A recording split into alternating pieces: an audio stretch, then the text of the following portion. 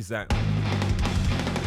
Simon of the Bald A-hole here, along with Gerald, the fitness mascot. Dude, what are you doing? You sit down there and you give positivity to the people watching on YouTube. And you've seen the title. It's one of those videos, Gerald, where we do just have to, we got to be honest with ourselves. We all go to the gym. We all love the gym. But there are things that you can do, and there are things that others can do, which put you in the circle of badness. It makes you a terrible, terrible human being. I'm not saying you're as bad as a murderer or a bank robber. Who even robs banks anymore? You do it on the internet. That's something that passed away. But yes, it is. People are going to be looking at you, and they're going to be judging you. But don't worry, I am here to try and steer you in the correct direction. But this is 7 things you do in a gym that make you a really bad person. Number 7 is an oldie but a goodie, and I want to get into it thick and fast today, and that is curling in the squat rack. Now, I understand the logic behind this. I truly, truly do. In the majority of gyms, there aren't that many squat racks, right? There's just not. Maybe you get 1, 2, 3, 4. No matter what, the bigger the gym, the more subscribers you have, the more squat racks there's going to be. But there's never enough for the amount of people that want to do it, especially because squatting is a very specific exercise. There are certain exercises you can do on many pieces of equipment when it comes to the squat. Unless you're going to pick up a really heavy barbell and put it on your traps and start squatting, you need the squat rack. So when you see somebody in there doing the barbell curl, which they could put on the floor, they could take it outside, they could do it at home, they could do it in the toilet, they could just do it with the air. You look at them and you're a bit like, you absolute Mother Hubbard, you are stealing away one of the most important exercises I have, and I have nothing else in my life, and I absolutely hate you. But these people are going to do it all the same, because they have decided they must do any kind of bicep activity in the squat rack, because they are too lazy to bend over and pick up a bar. Just think about that for a second. You've gone to the gym to be energetic, to train yourself, to push your body, to put your body under tremendous stress, and you look at a bar on the floor and go, I really don't want to pick that up. What is wrong with you? This makes absolutely no sense. It's the equivalent of saying you're going to have a mega cheat day and ordering a pizza, and then you sit down and you eat a bunch of peas and broccoli and you let the pizza go to waste. No, if you are going to the gym to exert effort, then that means in all walks of life. That means taking plates off the side and putting them away, and it means picking up a flipping bar to do this. The maximum movement you have to do is this. How is that so hard? And I know the argument is always, well, if I was doing squats in the squat rack, it wouldn't make a difference. This is the same as the stupid people that play the Batman games, and they go, well, the Batman game wouldn't be very good if Batman wasn't in it. Batman is in it. The whole point is that it's a Batman game. Stop doing it. Number 6 is talking to somebody mid-set. This is a massive pet peeve of mine. It grinds my gears. I think we did a little video on it back in the day when I started doing fitness videos. Why the hell would you decide to spark up a conversation when somebody is mid-set? Do you go up to a surgeon when they're doing a heart bypass and go, oh, can you tell me the way to orthopedics, please? No, you don't. You look at them and you go, well, he looks like he's doing something, or she, they look like doing something pretty important. Maybe I'll leave them alone. Where do you do this in any other walk of life? This is a very, very specific individual. They'll talk to you mid-set, but they'll also go up to people who are on the phone.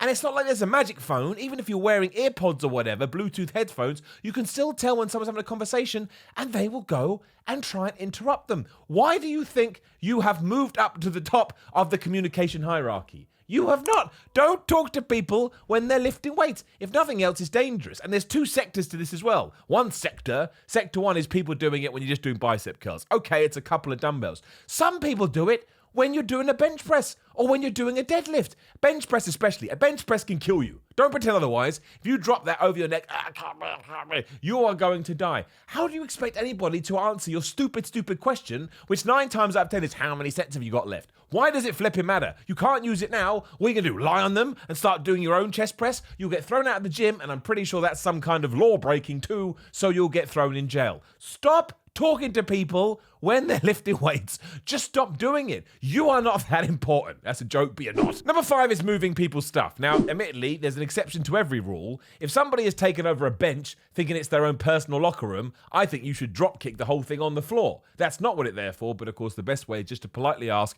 can you please move this? Not when they're mid-set. But I am talking about the other side. The other way that people do this happened to me the other day. Your bag is in a completely neutral place. It's not blocking off any area of the gym. It's not blocking off a machine. You don't even have to do a little dance around it. Like, it's just completely out of the way. And somebody will come up, let's imagine that Gerald, the fitness mascot, is my bag right now, and they will go, and they'll move it for no reason. Now, I'm a little bit of a weird guy, especially at the moment. I'm like, don't touch my stuff. I don't know where you've been. I don't know what germs you have. But it just makes absolutely no sense. It's just... What difference does it make if Gerald is there or there in purposes of the video? You may prefer the way that it looked, but if somebody went and knocked on my door and came in and moved Gerald the fitness mascot, I would stab them in the face. Because nobody touched Gerald the fitness mascot apart from me, his owner, and his dad. That's right, we have a very, very complicated relationship. It blows my brain. And it happened to me the other day, so don't pretend this is some kind of old school thing. Some dude moved my bag, and I was so close to just started recording on my phone and going up to him and going, why did you do that? But then I'm not going to lie, he really smelled. Fair play, he'd been sweating a lot, but the body odor had become too extreme, and I was like, you know what? I don't need that in my life. Number 4 is this.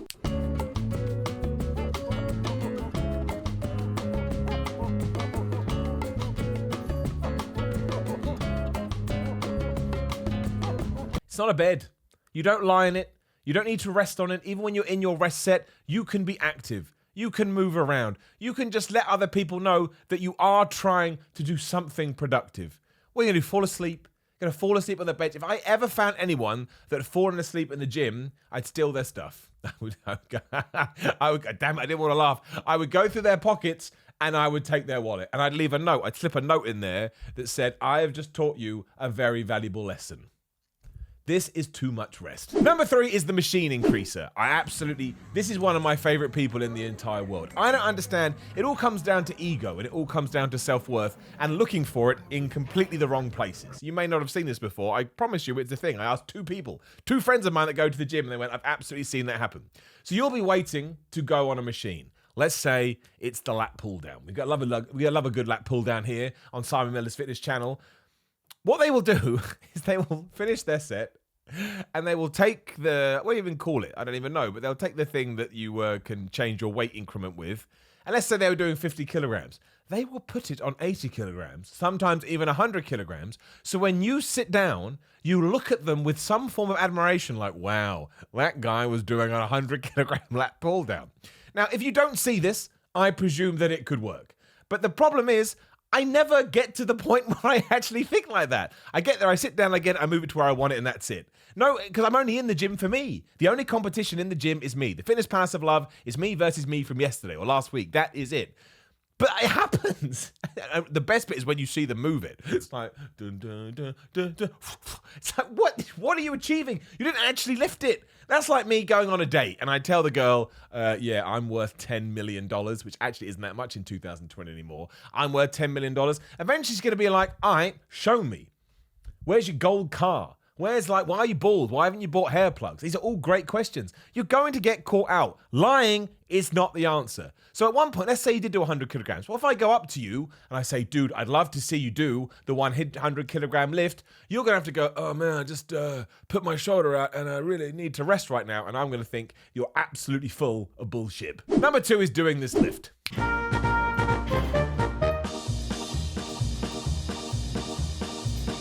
What the fuck is that?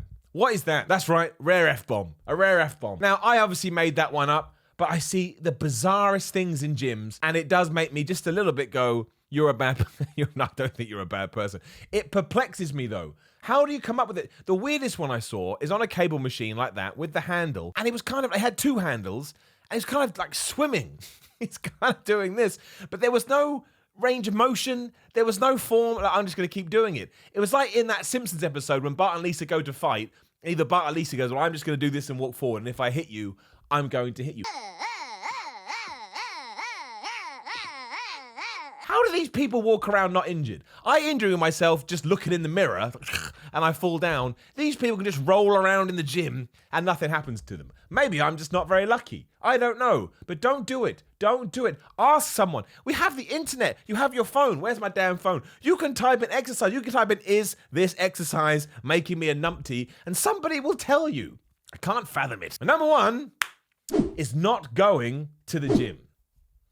Something that came up the other day as I was talking to a few people on the old internet in the comments. And it's this idea that you judge somebody for not going to the gym. You think that makes them a bad person.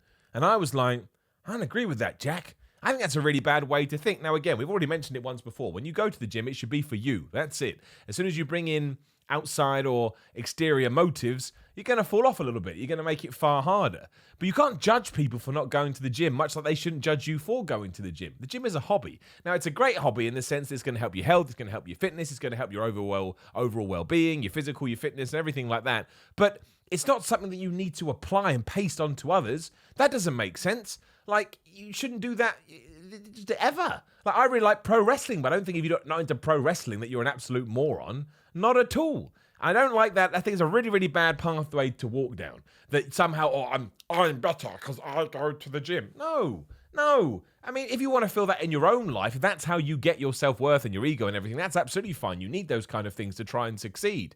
But you can't then, like I say, then put that on other people. You just can't. Also, I don't want people to go to the gym that hate it. I want them to find the fitness thing that they really enjoy, be it wrestling, boxing, mountain climbing, cycling, whatever the hell they want. Ice skating. Maybe they want to be a really good ice skater. You ever ice skated? It's really hard. Hurts your calves, hurts your ankles.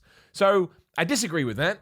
But again, I had this conversation, so I thought, well, I can end my list videos with a nice little high horse section and when I shout from my soapbox. But man, respect other people. Even if they're mad at something else I got in the comments the other day as well.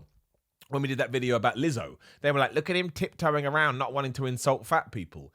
I don't want to insult fat people. I get nothing out of insulting fat people. I want to respect fat people. I'm not going to sit here and go, you're already fat. One, they probably know. I think most people are aware. But two, it's not my business. It's nothing to do with me. And if I can treat other human beings with respect, hot damn, that's what I'm going to do. There you go. 7 things you do in the gym that make you a bad person. Look, I've done some of these too. So deep down, we're all bad and we're all going straight to hell. Way too much. Draw it back in. Do like the video, share the video, subscribe. Please hit the subscribe button. The numbers are going the wrong way and it makes me sad. Transparency up on here. Hit the bell, ding, ding, so you know when other things are going live. Notifications. Instagram, Twitter, Patreon, merchandise, all in the description below. Have a look. Give it a click. Otherwise, smash that video on the screen right now. But more importantly, the next time you do train, put every single thing you have into it. I believe in you, and I'll see you soon.